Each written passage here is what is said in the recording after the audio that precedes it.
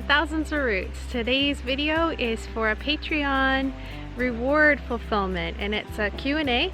And so we got a great question from one of our subscribers that we're going to answer today. Great question, here it is. The subscriber has noticed that our children, at least many of them, spend a lot of time outside barefoot, and even in cooler weather. So this person wants to know, is it for health reasons or purely economics? And real quick, right at the beginning here, to answer that question, it's actually both. Health is definitely the most important part of why the children go barefoot, but of course the economics is like the cherry on top. So they go barefoot more, we buy less shoes. So it works well. Not all of our children go barefoot. Actually, our oldest prefers to wear shoes. He is just a clean guy. He likes his hands to be clean and he likes his feet clean also. And on a homestead, obviously there's a lot going on out on the ground out there.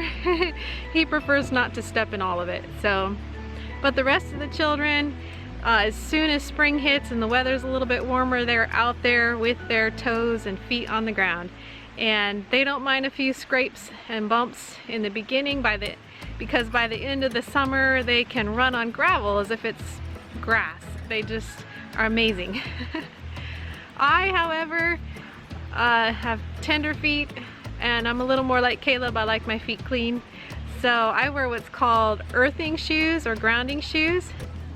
They're simply little sandals. On the bottom they have a copper plug that connects to the threads that run along the sandal ties here, and it keeps my feet grounded. It's pretty cool. So that's what I like to wear for my tender feet, and I wear these sandals probably like 9 months of the year, as often as possible, to help me stay grounded. So I use that term grounded. It's probably something that some of you know about and some of you might not. I actually have only just begun to research things related to the fact that we are energetic people. It's really easy to understand how food can relate to your health, because we're physical beings and we can see food and we can see ourselves and feel how we feel when we eat that food. It's also pretty easy to see how emotions affect our lives because we can see those. Some people even say that you can see like the spiritual and understand that we're spiritual beings, but energy is one of those things that not many people talk about, and you just can't see it. It's hard to understand sometimes, but we truly are energetic people, and there's energy all around that we can't see. Fortunately, nowadays there are some tools that we can use to measure energy, so we do know it's there and we can measure it and understand it a little bit better. So there's a lot of research on this topic. I hope to research it further in the future. That kind of thing fascinates me.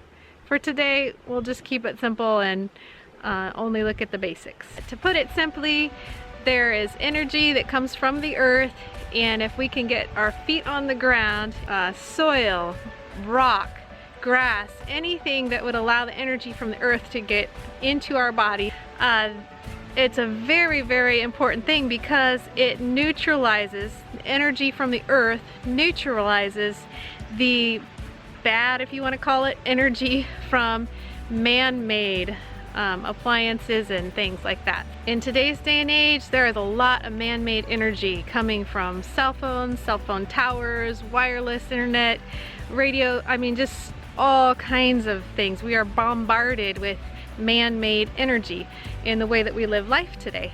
Some people are more affected than others by man-made energy frequencies, but I believe all of us are affected in some negative way, whether we realize it or not. Probably the hugest thing in my research so far that I found is that man-made energy can actually throw off your heartbeat. The natural heartbeat is not a perfect rhythm.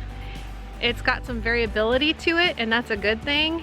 And if you've got too many man-made frequencies, too much man-made energy going through your body, it can actually throw off your natural heartbeat, and that's not a good thing. The man-made energy can also disrupt proper cell function. It does a lot of negative to the body, and so we try and avoid that as much as we can. here in our home, on our homestead, we shut everything down at night so that we have no internet, phone, nothing at night. Everything is shut down in our house so that as we sleep, we can sleep peaceful. Also wanted to say real quick that the shoes of today with the rubber soles, they haven't been around for a very long time. Prior to rubber-soled shoes, people wore often like leather, and you can actually be grounded. You can receive the energy from the earth into your body through leather. So you can't just go out with shoes, obviously, and be grounded. You've got to have something that will allow the energy to go into your body, something conductive between yourself and the earth. And wood is not conductive.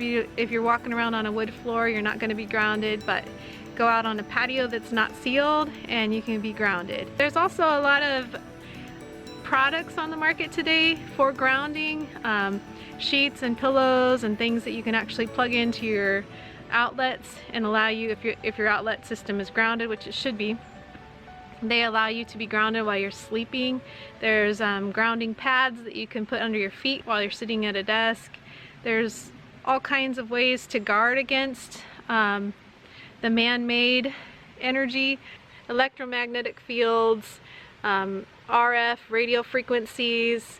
There's so many different terms for these man-made energies. You could probably fill your house with all these products, but I still think that the very best way is to just get grounded out on the earth itself and try to get rid of as many of the man-made things that you don't need, or at least shut them down temporarily each day and avoid them altogether if you can.